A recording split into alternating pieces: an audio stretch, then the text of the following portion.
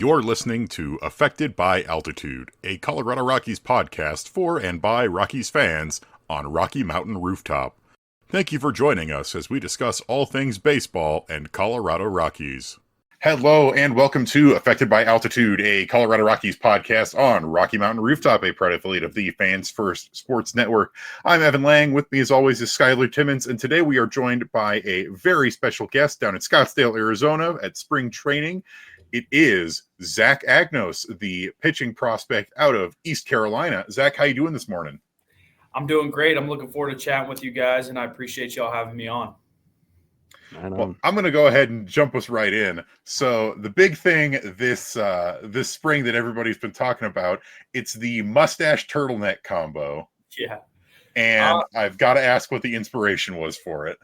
There wasn't a whole lot of inspiration. There were for the mustache, there were a couple bets that I lost, and all my buddies wanted me to grow out like a beard because they all thought that I would grow a nice one, but I didn't want a beard. It got too itchy, so we agreed on a mustache, and that was in Fresno, and then I started throwing well with that. And I'm not a superstitious guy, but I'm a believer, and if it ain't broke, don't fix it. So kind of the same thing with the turtleneck. I needed an undershirt, and I went on Amazon that day or something like that, and the only one that could get there same day was a turtleneck, a black turtleneck. Kind of went hand in hand with the mustache. The mustache came in, turtleneck got on, and I kind of threw well. So it's kind of just, look good, feel good, play good. Am I right? So yeah. Kind of where we're at with it. I mean, it's a good look, and it's very distinctive. Well, good. My mom hates it. I appreciate that. Yeah, you got the flow, got the mustache, the turtleneck. It's very 90s. I think it's a good hardball 90s baseball. So it's working. Yeah, the only thing that could make it worse is if I get a mullet, which I don't think I could do that. I don't know. I mean, the amount of guys on the Rockies recently that have had mullets, most notably Charlie Blackmon, though he showed up at Rockies Fest without the mullet for the first time we've seen him without it in like a decade. And it was a little bit of a shock to the system. Yeah, I don't know if I could do that good of a mullet. I could do like one of those like hybrid ones that kind of have like a fade on the side. Mm-hmm. I had one in college, but I didn't have the obnoxious mustache. So we'll see. We'll see where it takes us. The hair's getting a little too long on the sides right now, so we'll see where the next haircut takes us. I wouldn't call the mustache obnoxious. I say you rock it. Just wait till it curls. But then you got to go with the roly fingers curl or something like that. You know it. That's how it is. Well, Zach, coming into spring training here and everything, I think a lot of the excitement for the Rockies, for a lot of people, is the young talent coming into the bullpen. Among the lights of Seth Alverson that we saw last season, Luis Peralta, Victor Vodnik, a lot of these younger guys that are coming in, and you're entering into that conversation too. And just tell us a little bit about that excitement of this relief corps that's coming up for the Rockies that you yourself are included with. Yeah, I mean, we're a tightly knit group. I didn't get to play with all those guys. I got to play with Halverson for a little bit, and you just get to see what kind of competitor he is. Same with Peralta and, everybody that came up. Like I said, we're a tight-knit group, and we just have fun. Like, we get in the locker room, and Halverson, it's a little bit harder to get some reactions out of him, but we've grown closer in our relationship, and he's just been awesome. So he's been fun to follow, and it's fun to watch them have success, which I think is a good sign of good teammates and stuff, that you're all rooting for each other. And when he would go in, we'd all watch, and we'd all be cheering for him down in Hartford or wherever we were at. Same thing with all the young guys that go up, and same thing with everybody, obviously, but it's cool when you go up together with people and you get to see them do it at that level. And, it kind of allows you to see that, you can fit in there too. How you go up, you see all these guys have success, and, you kind of like, you're like, okay, well, I could pitch up there because those guys are, and, kind of gives you a little bit of confidence. So, it's been awesome. It's exciting for us too. We're all ready to get up there and, showcase what we got. But, as they say, we take it one day at a time. And right now we're worried about spring training and the Royals today. But it's been awesome. And Zach, 10th round pick out of East Carolina, and then you've really sort of rocketed up the Rockies farm system, in basically 2 full seasons, you're all the way up in Hartford. What's it been sort of like to, I don't want to necessarily call it a fast track, but it's got to be tough to adjust, because one moment you're in Fresno, then you're in Spokane. Now you ended the season last year up in Hartford, pitching on Hartford's first playoff team ever. What was that like? A lot of fun.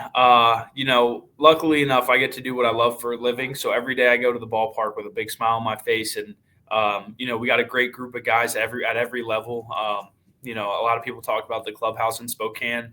It was really awesome, but also in Hartford, it was a lot of fun too. So it's like everywhere you go, the guys make it easy, and it's easy to go up there and pitch when you got however many guys, 20 something guys backing you up and that have your back. And in Spokane, we got spoiled with some of the guys on defense and the catchers too. I've told everybody I've been spoiled with my catchers. I had Cody Huff and Betancourt and Ordonez and Fulford. I've been spoiled, so they know the game better than most guys do in baseball. So I've been spoiled, and it hadn't been much of an adjustment just because of those guys. Cody Huff, he's with the Guardians now, but me and him would always talk. He was my roommate. We'd always talk pitching, and sometimes when I didn't understand why he called a pitch, I would ask him. And I hope the Rockies don't see this, but they always told us, like, have an idea of what you're going to throw before you go on the mound. But truly, my first year, I was going up there, whatever Cody Huff was putting down, I was letting it rip.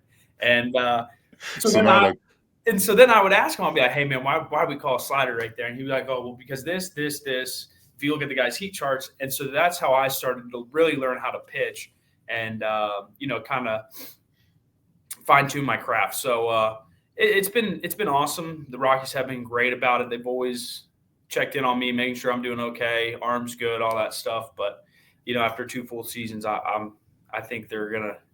I think of myself officially as a pitcher. So so it's been good though. Yeah, because you played a lot of shortstop in college, and we were discussing this, and it got brought up a little bit at Rockies Fest this year. But if they ever handed you a glove and said go out and play shortstop, would you do it? Oh yeah, easily. I could take the glove if they told me to get in that bat. I don't know about that bat. Listen. I didn't mind like 90 to 93, but these guys that are throwing freaking 100, there's just no chance I'm getting in the box with those guys. I'm breaking Ryan McMahon's bat at that point. Yeah. I don't know. I feel like you do okay. You had a pretty solid, like your last season officially as a hitter back in college. Like your numbers were pretty good. Yeah, they weren't bad. Just a lot of strikeouts, not a lot of home runs. So that's why I'm a pitcher now. But had quite a bit of hits. I like what you were mentioning there, touching on, that you're officially a pitcher, and part of that probably is converting fully into just focusing on pitching. But I think a lot is that transition, especially as a reliever, where you can just get by of just going up there and being a thrower, but now learning the intricacies of pitching, where you can say, okay, now I'm a pitcher. How important is that, I think, for you as a reliever? How important has that been for you to make that distinction and that kind of transition from I'm just going to go out there and rip it to, okay, I'm going to be a little bit more methodical with my pitching? Yeah, it's definitely a transition, but at the same time, I try to keep that idea of just a thrower in my head, because when I think of it like that, that's just me going up there. Whatever I have that day, I'm going out and competing against that guy in the box. So I try to keep a little bit of that, but I also try to put a little logic behind it, because obviously if a guy's 10 days late on a fastball, I'm going to throw another one and not speed up his bat with a slider. So, it's helped a lot learning that pitching side of things. And, my brothers have been awesome. They watch a lot of my outings, if not every single one, and they'll help me out with stuff. My brother was with the Yankees and, a good pitcher. So he definitely helps out a lot. And like you said, the transition of becoming a pitcher that understands the game has been it's been fun. Like I love learning, and I love trying to, like the game within the game, they call it, learning the hitter's weaknesses, learning my strengths and all that stuff, and where I need to, grow in some aspects and where my strengths are. So it's been a lot of fun. Yeah. And from your own personal viewpoint, out of your entire arsenal, what would you say is your best pitch, your favorite pitch to throw, your go-to in a difficult situation? I'll probably say my cutter. I didn't have it coming out of college, but I added it about halfway through my first full season in Fresno, and I think that's when you started seeing a lot of that success. A lot of hitters have given me really good feedback on it from what they've told me and their reactions. So it's just it induces a lot of weak contact and a lot of takes. So I feel very comfortable with it at all times. So I just kind of, and it's hard. It's 90-92, so it's coming in there with a little bit of velo on it and some movement. So it's been a fun pitch to learn and master, really. I mean, now I'm starting to manipulate it where I can get a little more depthy, a little more hoppy, a little more cutty. So it's been a lot of fun. Mm-hmm. As you're in spring training, what is it that you're trying to work on and tinker with? Because spring training is the time to do it. But what is it you're trying to focus on and work on?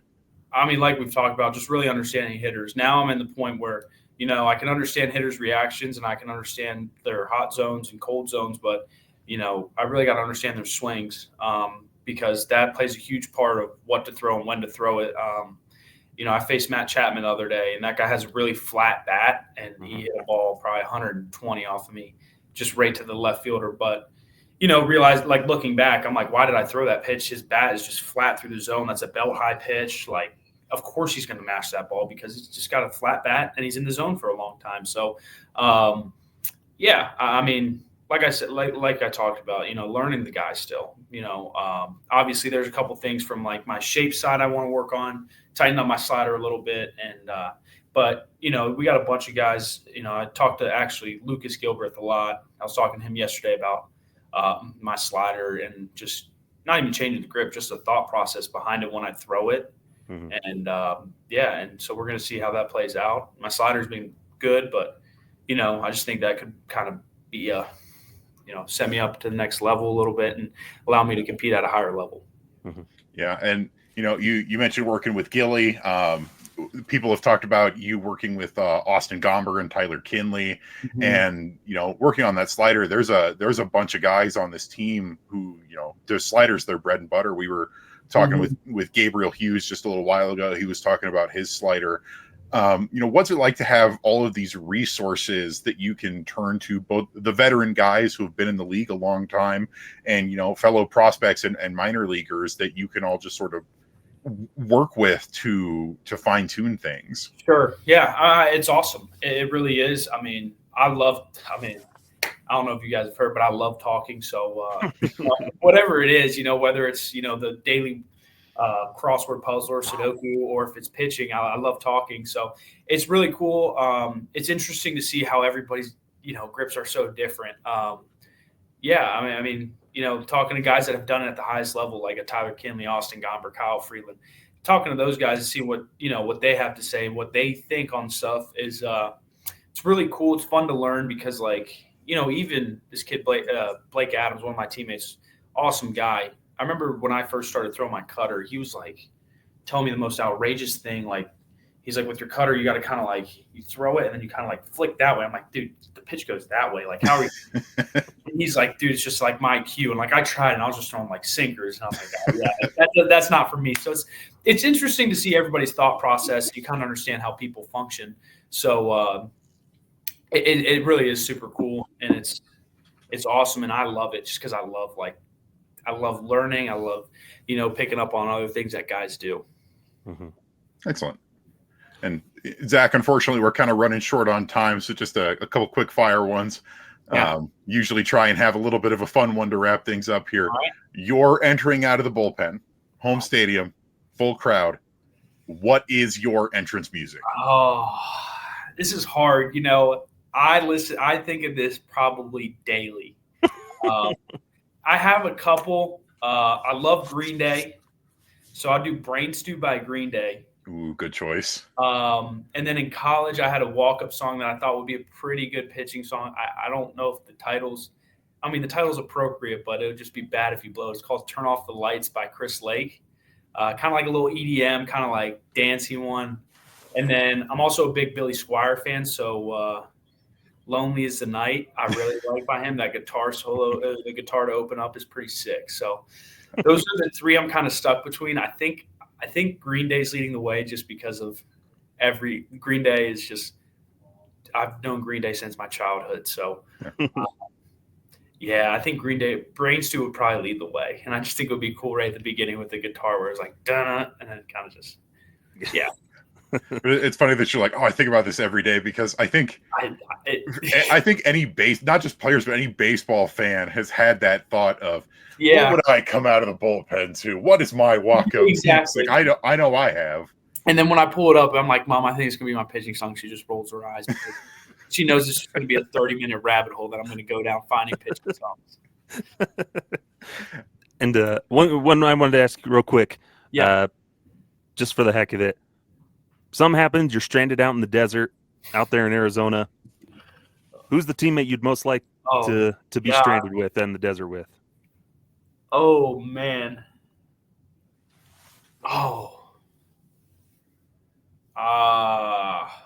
This is hard. My initial thought goes to Kyle Karros, but that guy's just too laid back. Like, I would be freaking out. I need someone that would get things done. Probably Evan Justice. Like, I feel like Evan Justice would just – that guy's got a one-track mind, so he's like, we're getting out of here. So I've got, heck yeah, we're getting out of here. that guy doesn't mess around, so I'd probably say Evan Justice. There we go. All righty. Well, unfortunately, we are pretty much out of time. Zach, thank you so much for joining us this morning.